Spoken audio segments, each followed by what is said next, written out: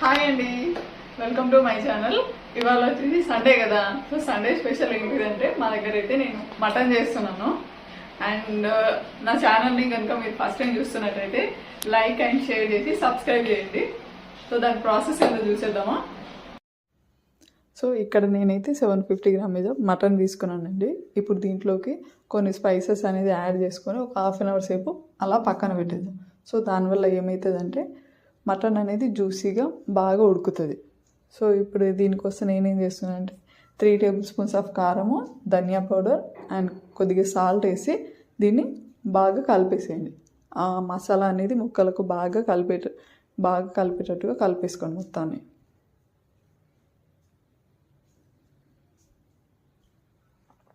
So ఈ mutton బాగా కలిపిన తర్వాత ఒక హాఫ్ అన్ అవర్ పక్కన పెట్టుకోండి. ఇప్పుడు నేను మటన్ అనేది కుక్కర్లో చేస్తున్నాను కాబట్టి